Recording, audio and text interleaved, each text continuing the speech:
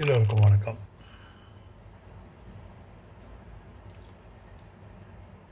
கடன் வாங்கி தான் வட்டி கட்ட வேணும் இல்லை.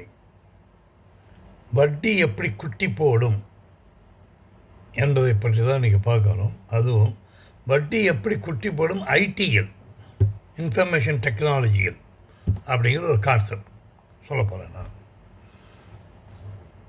இன்றைய இளைஞர்கள் ஐடி ஃபீல்டில் கொடிக்கட்டி பறக்கிறார்கள்.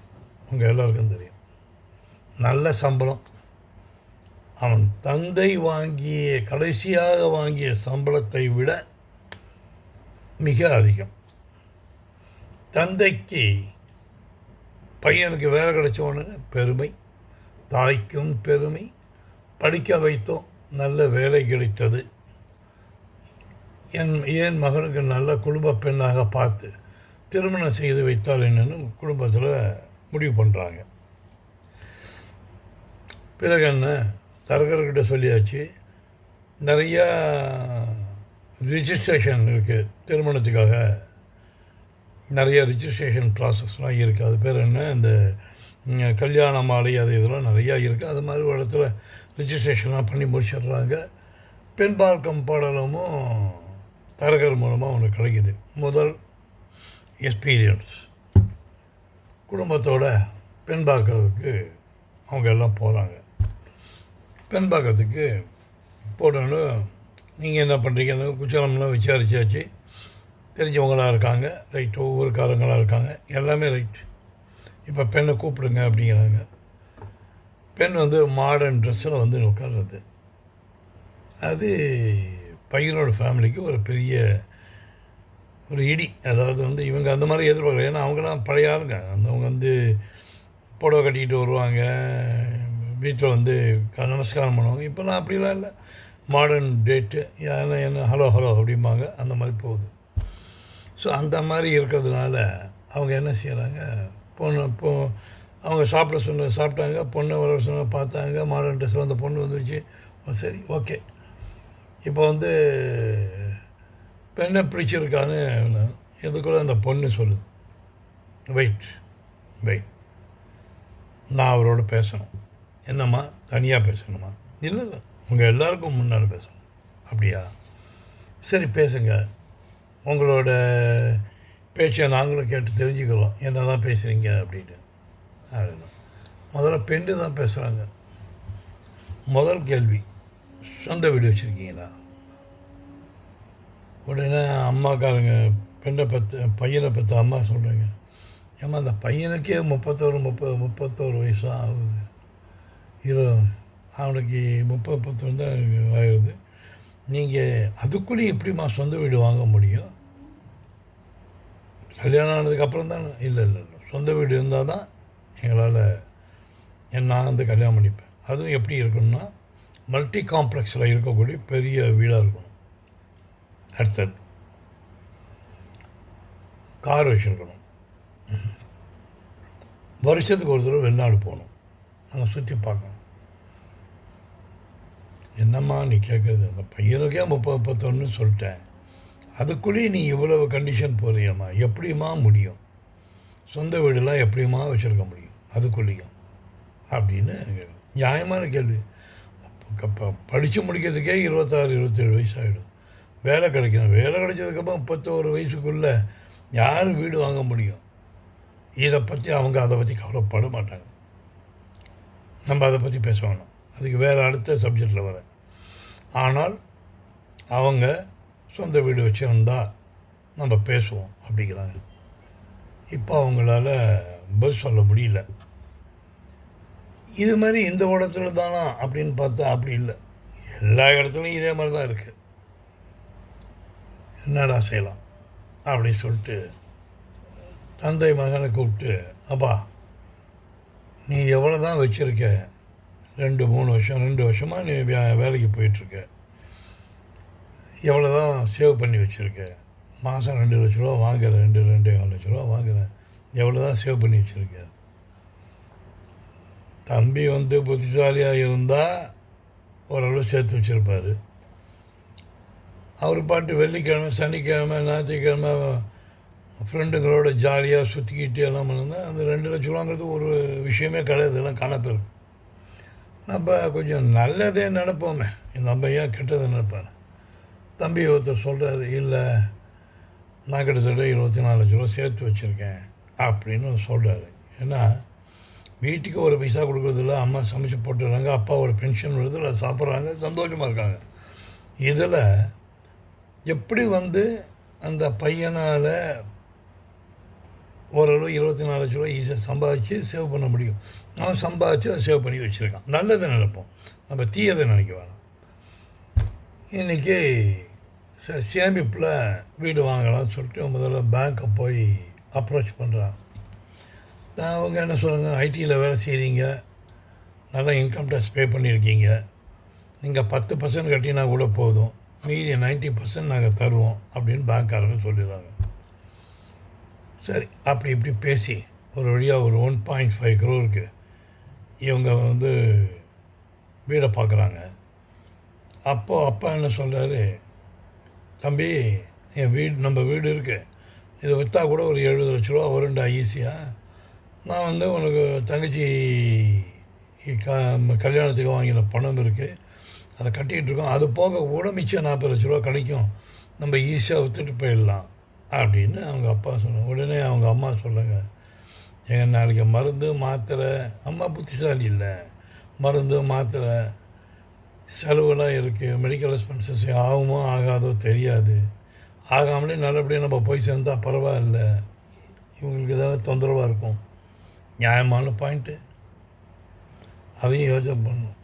அவனுக்கு என்னென்னா, அந்த பையனுக்கு இந்த பொண்ணுங்க மூஞ்செல்லாம் கண்ணு முன்னால் நிற்குது. இல்லைப்பா, நம்ம ஒரு முடிவு பண்ணிட்டோம் வாங்கிறதுன்னு, அதில் பின்வாங்கக்கூடாது, நம்ம ஒரு வீடை வாங்கிடுவோம். அப்படியா தம்பி, இப்போ என்னடா பண்ணலாம், நீ வச்சுருக்கதே 10%, 24 லட்சம் தான் வச்சுருக்க, 25 லட்சம் தான் வச்சுருக்க, பிரச்சனையாக போயிடுமேடா தம்பி. பெரியவங்களாம் எப்படின்னா சிறுக கட்டி பெருக வாங்கி வாழ்ந்தவங்க, அவங்க கொஞ்சம் கொஞ்சமாக சேர்த்து போடுவோம். முதல்ல செலவு பண்ணுறதுக்கு முன்னால் அவங்க முதல்ல சேவிங் தான் பண்ணுவாங்க எப்போவுமே, அதுக்கப்புறம் தான் செலவு பண்ணணும். செலவு எப்போவுமே இருக்குது. செலவை மீட் பண்ணதுக்கு அப்புறம் தான் நீ சேவிங் பண்ணணும்னு ஜென்மத்துக்கு சேர்க்க 10 பைசா சேர்க்க முடியாது. இதுதான் உண்மையான விஷயம். சரி, மகன் முடிவு பண்ணிட்டான், 10% வீடு வாங்கிறதுன்னு முடிவு பண்ணிட்டாங்க. 1.2 crore 1.3 1.4 முடிக்கிறாங்க. 20,00,000 போக மீதி பேங்க் 1.1 crore கொடுக்குது. அதை வச்சு அவங்களாங்க ரிஜிஸ்ட்ரேஷன்லாம் விட்டுருங்க, நம்ம அதெல்லாம் இப்போ கணக்கெடுத்துக்கு வேணும்.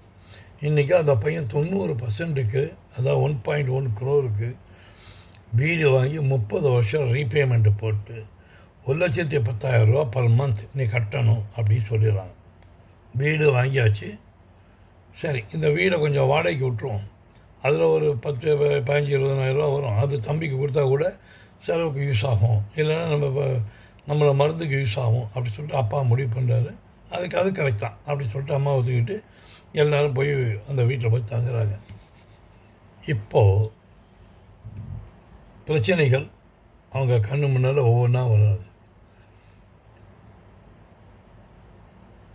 அதாவது எவ்வளவு கட்ட வேண்டியோமோ ஒன்று ஞாபகம் வச்சுக்கிங்க, 25% 40% இல்லாமல் நீங்கள் வீடு வாங்கினால் அது மாபெரும் சுமையாக இருக்கும். சாதாரண சுமை இல்லை, மாபெரும் சுமை. நடக்குமா சார் அப்படின்னா அதுக்கேற்ற மாதிரி வீடு வாங்க, சின்ன வீடை வாங்க. பொண்ணு கிடைக்கலான்னு வேறு எதுவும் பண்ண பாருங்கள். சும்மா எப்போ பார்த்தா இந்த பொண்ணுக்காக மற்றவங்களுக்காக வாழவே வாழாதீங்க. உங்களால் என்ன பண்ண முடியும்னு யோசனை பண்ணுங்க.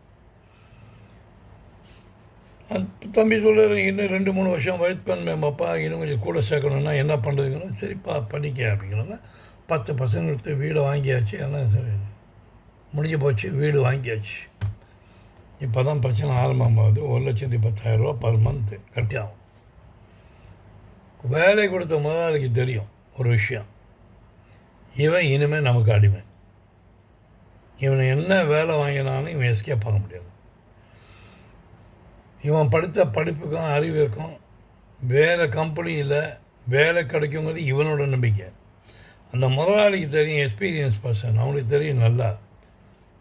அதாவது இவனால் இதுக்கு மேலே சம்பளம் வாங்க முடியாது, நம்ம கொடுக்குற சம்பளமே ஜாஸ்தி அப்படின்னு ஒன்று தெரியும். எப்போ இவன் வசமாக ஒரு எலிப்பொறியில் மாட்டின மாதிரி மாட்டினான். வீடு வாங்கினதுக்கு என்ன பண்ணுறாங்க, காலையில் 9 மணிக்கு போயிடணும், நைட்டு 8லேருந்து 9 மணிக்கு தான் திரும்புவாங்க. சும்மா இருப்பான காரையும் வாங்கிட்டான். ரைட்டு.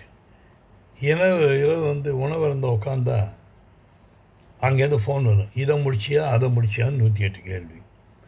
சரி உட்கார், நைட்டு 1 மணி மட்டும் வேலை செஞ்சு, ஆனால் காலையில் 9 மணிக்கெல்லாம் நீ போயிடணும், நீ ப்ராஜெக்ட் ஒர்க்கு அது இதுன்னு ஏதோ சொல்லிகிட்டு இருப்பாங்க. இப்படியே போய் இதில் ஏதாவது மனைவியோட பர்சனலாக இருக்கணும்னாலும் முடியாது. அப்போ ஃபோன் வரும்.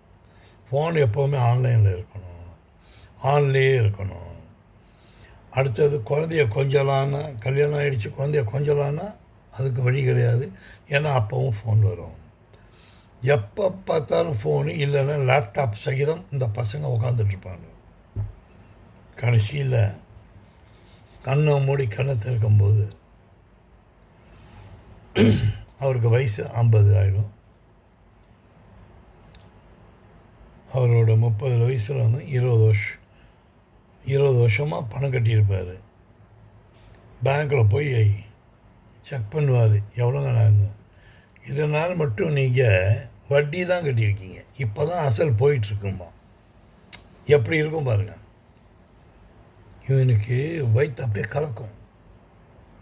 அப்போ அப்பா அம்மா, இறந்து போன அப்பா அம்மா இருக்காங்கல்ல, நல்லது சொன்னாங்களே, அவங்க கண்ணு முன்னால் நிற்பாங்க. தம்பி ஒரு 40%, 25%, 30%, 40% சேர்த்துக்கிட்டு வாங்கடா, கூடிய மட்டும் கடனை கம்மி பண்ணிக்க, உனக்கு கூட பணம் வந்ததா அதை முதல்ல கொண்டு போய் பேங்க்கில் போய் கட்டிட்டு, பிரின்சிபலில் இன்ட்ரெஸ்ட்டில் இல்லை, பிரின்சிபலில் கட்டு அப்படின்னு அவங்க அப்பா நல்லது சொல்லிப்பார். அவன் கேட்க மாட்டான், ஏன்னா அவனுக்கு வெளிநாடு போகணும், பொண்டாட்டியோட ஊரை சுற்றணும், ஏன்னா அவ கடிப்பான் அங்கே, அவளுக்கும் அந்த பொறுப்பு இருக்காது. இவங்க 50 வயசில் ப்ரெஷர், சுகர் எல்லாம் உட்காந்துட்ருக்கோம். என்ன பண்ணுறது தெரியாது. ஆஹா, நாம் நிறையாவே தவறு செஞ்சிட்ருக்கோம், இதனால் மட்டும் நம்ம வட்டிக்காகவே வாழ்ந்துருக்கோம். ஐடி எப்படியாப்பட்ட குட்டி போட்டிருக்கு பாரு வட்டியை அப்படின்னு ஒரு கோபம் ஒன்று வரும். ஆனால் கோபம் என்ன ஆக போகுது, வான்னு உபயோகம். நீ அடிமை தான், என்றுமே அடிமை தான். அப்போது அவன் முன்னால் ஒரு கிளாஸ் ஆகும். ஒரு முக்கியமான விஷயம், அவன் ஃப்ரெண்டு ஒருத்தன் மளிகை கடை வச்சுருப்பான். படிச்சுட்டு மளிகை கடை வச்சு 2-3 கடையாகி அவன் நல்ல வசதியோடு இருப்பான், நிம்மதியாகவும் இருப்பான், சொந்த வியாபாரம், பிரச்சனையும் இருக்காது, நிம்மதியாக இருப்பான். அப்போ நினச்சிருப்பான், பேசாமல் இந்த ஐடி பண்ணுறதுக்கு பேசாமல் மளிகை கடை வச்சுருக்காங்க, ஒரு 20% நெட் ப்ராஃபிட் உண்டு எப்போவுமே. போய் இதை ஏன்டா இந்த லைனை சூஸ் பண்ணோம் அப்படின்னு வயதான பின் உங்கள் கண்ணு முன்னால் தோன்றும். இது தாங்க எல்லா இடத்துலையும் நடக்கிற விஷயம். இதுக்கு முடிவுங்கிறது உங்கள் கையில் தான் இருக்குது. நீங்கள் வாழைப்பழம் விற்றா கூட நீங்கள் பணக்காரன், ஒரு இட்லி கடை வச்சா கூட, இட்லி கடை போட்டால் கூட நீங்கள் பணக்காரன். நீங்கள் வசதியாக வாழ முடியும், நிம்மதியாக வாழ முடியும். இந்த ஐடி மாதிரி ஏரியாவில் இந்த சின்ன பசங்க மாட்டிக்கிட்டு முதுமையை ஃபேஸ் பண்ணிக்கிட்டு சீக்கிரம் முதுமை, இதுதான் இன்றைக்கி நடந்துகிட்ருக்கு. உங்கள் வாழ்க்கை உங்கள் கையில், யோஜனை பண்ணி பண்ணுங்கள். All the best.